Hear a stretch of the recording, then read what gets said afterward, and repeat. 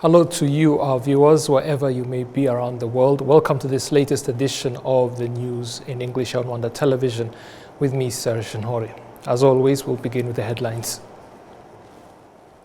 The First Lady of Rwanda has addressed delegates in Doha at the global conference marking the 30th International Year of the Family.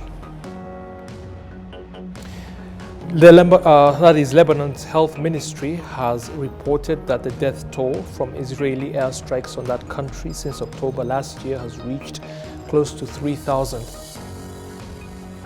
And in space, China's Shenzhou 19 spacecraft is now at the Tiandong space station for crew rotation.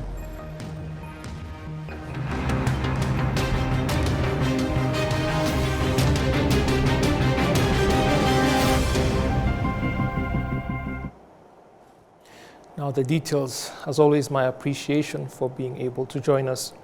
On Thursday, the First Lady of Rwanda, Her Excellency Jeannette Kagame, speaking in Doha, where she participated in the global conference marking the 30th International Year of the Family, urged attendees to reflect deeply on issues surrounding poverty and to work collectively towards its eradication. We have the details with Adam Skrizera.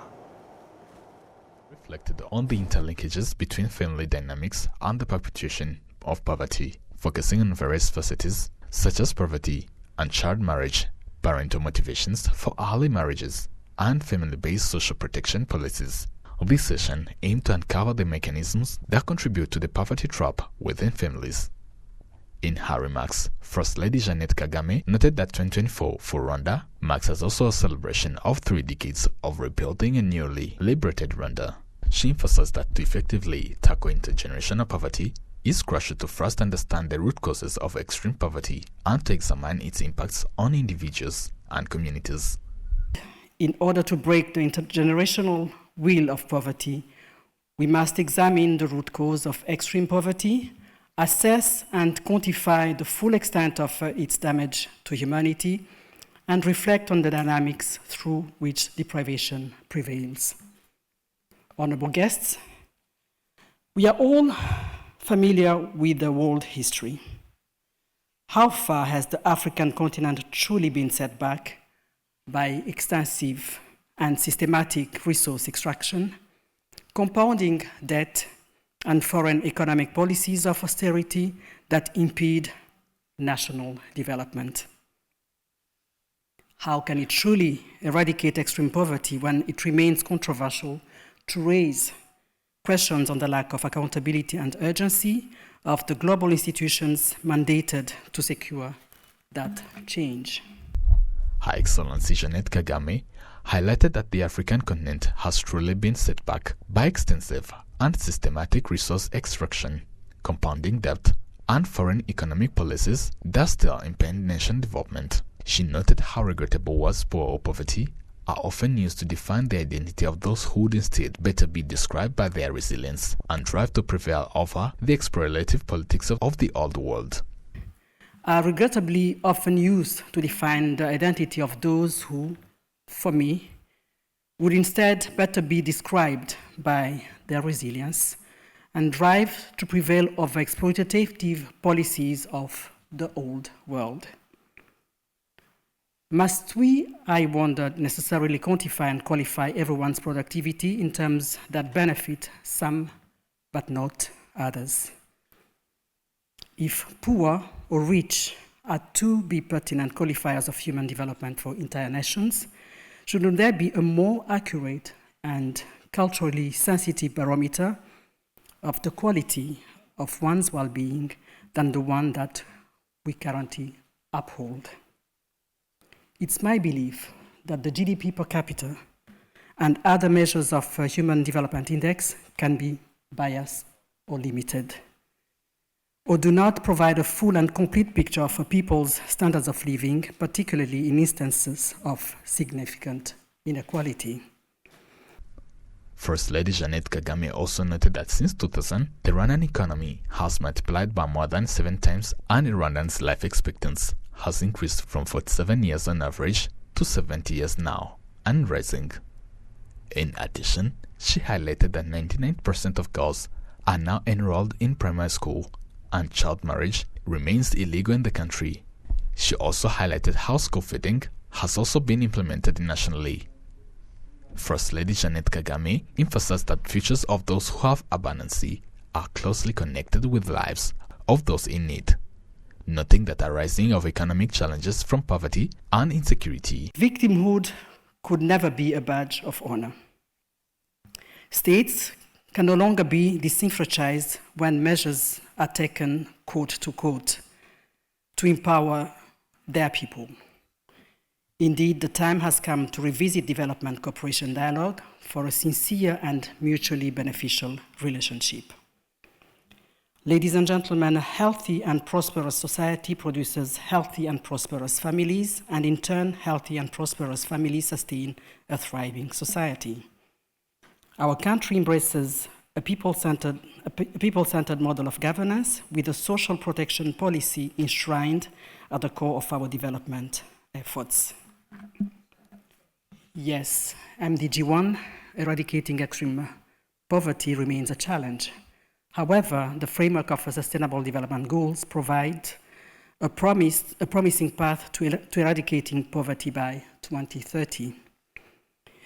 And yes, we are also aware that considerable obstacles may threaten our progress, namely population distribution, climate change, conflict, and moral apathy.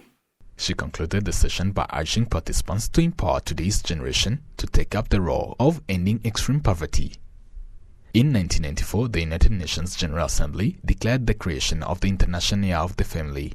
In proclaiming the year, the General Assembly noted that the family warrants special attention and therefore should be accorded the widest possible protection and assistance in accordance with the internationally agreed instruments. Adam Squizera, RwandaTV News. Thank you, Adams.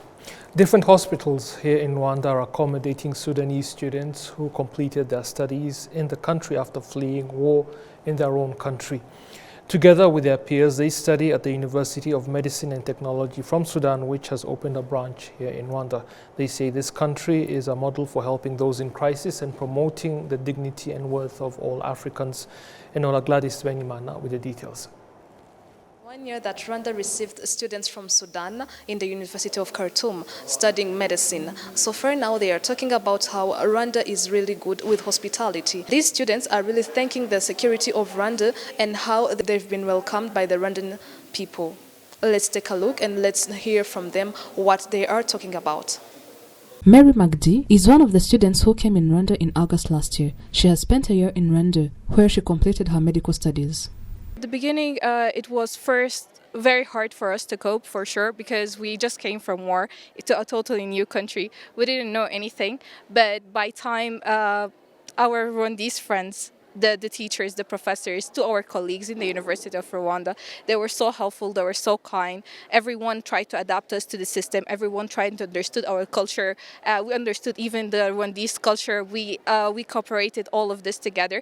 So it wasn't an easy journey at the beginning, but then everyone got through, and here we are now, just being roaming around Rwanda, its culture, its medical schools, its hospitals, all of that just helped us. Both first-year and second-year students who came to Rwanda share the view that the country offers unique opportunities for them. And not in my life have I ever been able to walk like at 1 a.m. and 2 a.m. without even worrying about, my phone getting stolen or being experienced to thieves on the street. So I gender equality that I found here, and how you find like men and women in all the different sectors together, it just baffles me. So this sense of equality, I'd say, is very amazing. There's a lot of traumatic experiences that we had back in Sudan. So coming here, I find it really, really safe and really stable. It was definitely something we're really grateful for. And I would say me as a girl and as a female, this is like a dream coming true, walking at night, going out with my friends anywhere. I would never be worried about anything. I would never be worried about somebody bothering me. So yeah, that's the safety part. Currently, the University of Medicine and Technology from Sudan has opened a branch in Rwanda. These students say that Rwanda has helped them, especially in practicing and having internship that helps them to get more use of their career. Did it in 3 hospitals, which is University of Teaching Hospitals of Kigali, Sehashika, and Rwanda Military Hospital, RMH, and then we did it at, for sure, King Faisal Hospital, KFH, yes. So the internship was really good. It had a lot of hands-on. We also learned from our Rwandese professors and teachers the amount of dedication, the amount of resilience they did, especially like in the hospitals with so many challenges, but yet they don't let us feel that there are challenges. They always stand beside us and teach us how to approach our patients and become doctors professional. Hospital, I get to do a lot of stuff. I started by working in Kibagabaga Hospital, ophthalmology, and I felt like a real ophthalmologist there. And the head of the department, I was just like the intern, so it's a very nice experience for me. The Vice-Chancellor of the University of Rwanda, Dr. Didas Kayihura, states that although they welcome these students as a form of assistance, it has opened doors for University of Rwanda to host a larger number of students from other countries. Even though that was under the MOU between UMUST and the University of Rwanda to facilitate those refugee students to be able to complete their program they had started from Khartoum, it was also an opportunity for Rwanda and the University of Rwanda in particular to showcase what it can afford to offer. And so because of that, now this year we received, this academic year, we received so many, not so many anyway, but we received some good students from Sudan who applied directly to our programs, not coming through UMUST, but who applied directly to our programs, and now they are studying with us. And that's also a plus. Out of our generosity, out of our humanitarian action, we managed to exhibit what we can afford, and now we are having some students coming just because of what they followed either on the news or from their colleagues, Sudanese, who are studying from here. The branch of the University of Medicine and Technology, UMST, has 700 students so far, mainly from Sudan. Enora Gladys, RwandaTV News.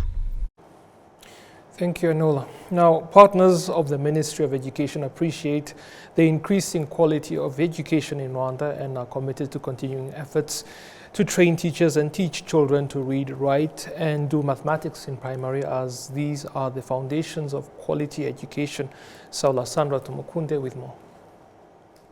Tunoze Gusoma, supported by the U.S. Agency for International Development, USAID, has been collaborating with various schools for 3 years. Its leader, Ndahayo Protegen, states that they have increased the number of students who can read and write currently in Kinyarwanda. The purpose of the meeting is to reflect on the key achievement for the last 3 years. We have been here for 3 years, and we are looking at the progress we have made together with the Ministry of Education, Rwanda Basic Education Board, and NESA, and other partners, including the Vice Mayor, District basically, and the TTC's principal, and everyone basically in a sector. So we are reflecting on the progress we have made, looking at any challenges which may be there. So for the next 2 years, we can be able to mitigate those challenges. But the most important outcome of this meeting is to ensure we all together we understand the gains. What are the gains we have been able to accomplish, which we want to be sustained. And for the next 2 years, we agree on how we sustain those gains. How do we sustain them? Basically, if you look at those any challenges, maybe what might be the obstacle to sustaining the gains so that we can sustain the project. Basically, so for the 2 years, we will be trying to alleviate. Local leaders expressed their commitment to support ongoing progress by enhancing the capacity of teachers and students across different levels, as highlighted by Kanyesha Anusiata, the Deputy Director in charge of Community Development in Huye District. Gahunda ya Tunoze Gusoma ni gahunda dukurikirana umunsi ku munsi. Tunoze Gusoma project is one we monitor closely every day as it operates in all schools. It focuses on children who are just starting to learn as well as those in the first cycle of primary school, aiming to enhance the quality of education for children, particularly in reading Kinyarwanda. The program involves training for teachers who teach Kinyarwanda in the first cycle of primary schools. These training sessions often take place during school school breaks because these when teachers have sufficient time, allowing us to effectively support and follow up with them. The Director General of the Rwanda Education Board, Dr. Mbarushimana Nelson, emphasized the crucial role of parents in improving the quality of education, which complements the various government initiatives. They have just come just to contribute because our role, our mission, vision as Rwanda Basic Education Board is just to promote the quality of education in all schools, in pre-primary, primary, secondary, in all specialized schools in Rwanda. Having Tunoze Gusoma on board, focusing on pre-primary and lower primary. It means P1, P2, P3. This is an advantage on our side because they contribute to the implementation of foundation learning strategies the Ministry of Education has adopted already.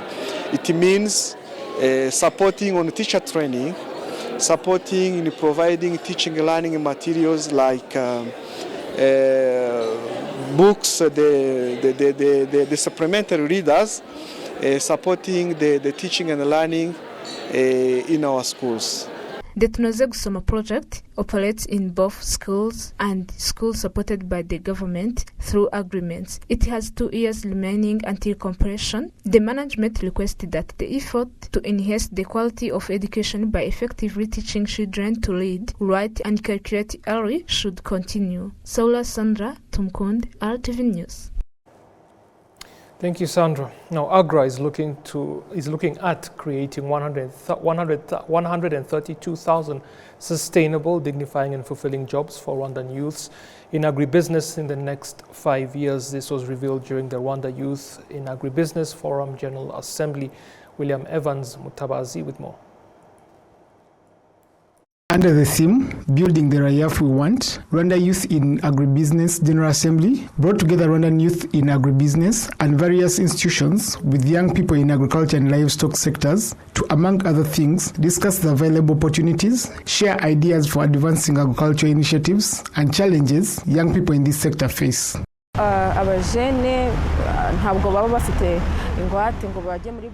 Youth don't have assets to offer as security to acquire loans to do projects. Usually, you find that all we have are skills, motivation, and willingness to work, but access to finance is still a big challenge, especially while starting.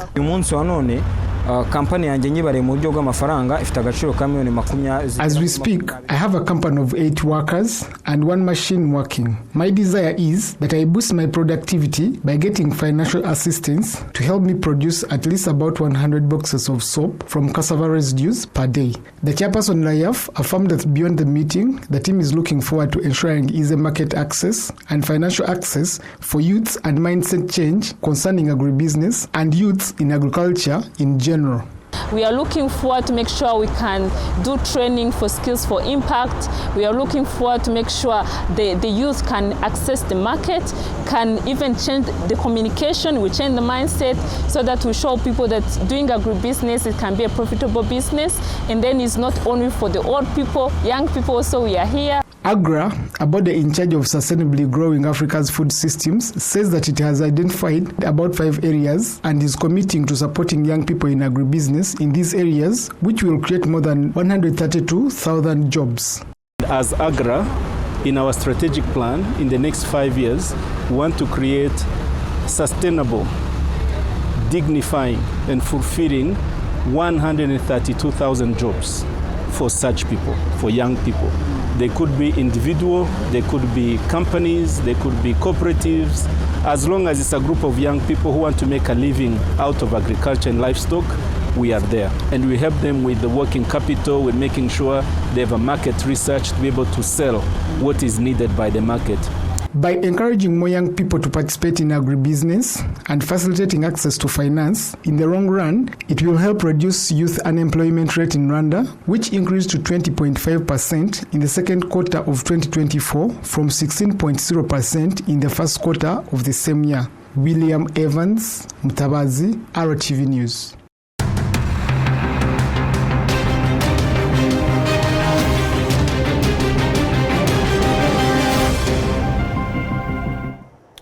Welcome back, and now let us take a look at news from elsewhere around the world. The Lebanese Health Ministry has reported that the death toll from Israeli airstrikes on Lebanon since October last year has reached 2,822, with injuries up to 12,937.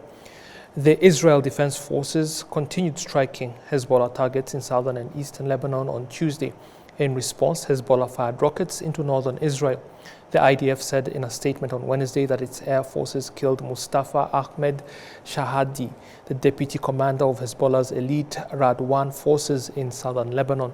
The IDF noted that Shahadi, who was targeted based on intelligence, advanced numerous terror attacks against Israel.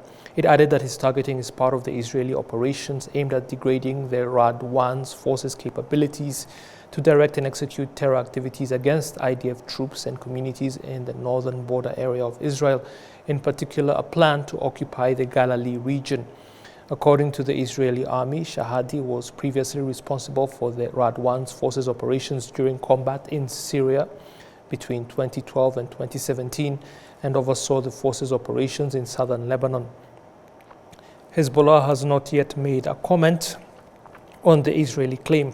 Hezbollah's new leader on Wednesday said that he will continue the war strategy adopted by his predecessor by supporting the Gaza front. He emphasized that supporting Gaza is essential to confronting the threat posed by Israel in the region. While acknowledging that Hezbollah was impacted by the assassination of Nasrallah, Qasem reiterated that the group is capable of filling all vacant positions. Qasem was elected as the new leader of Hezbollah on Tuesday following the death of longtime leader Nasrallah, who was killed in an Israeli airstrike in Beirut towards the end of September. That report came to us courtesy of CCTV. Now to space, where China's Shenzhou 19 spacecraft has arrived at the Tiangong space station for crew rotation. CCTV once more. 6.5 hours after blasting off from Earth, the Shenzhou 19 manned spacecraft successfully rendezvoused and docked with China's Tiangong space station. The new Shenzhou Trail entered the core module of the station. They were warmly welcomed by the Shenzhou 18 crew members, who have been in space for half a year. This is the fifth handover completed by Chinese taikonauts. The two crews will stay together aboard the Tiangong space station before the Shenzhou 18 crew returns to Earth on November 4th. Half a year ago, it was the Shenzhou 17 crew who welcomed us here. Now it's our turn to welcome you. Let's continue building our space home together.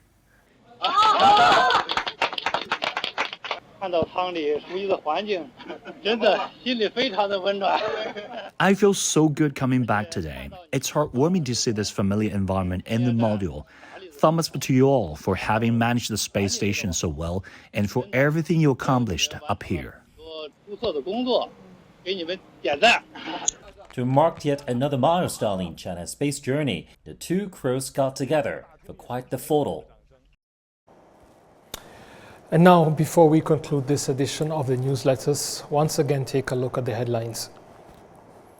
The First Lady of Rwanda, Her Excellency Jeannette Kagame, has addressed delegates in Doha at the global conference marking the 30th International Year of the Family. Lebanon's health ministry has reported that the death toll from Israeli airstrikes on that country since October last year has reached close to 3,000. And China's Shenzhou 19 spacecraft is now at the Tiangong space station for crew rotation.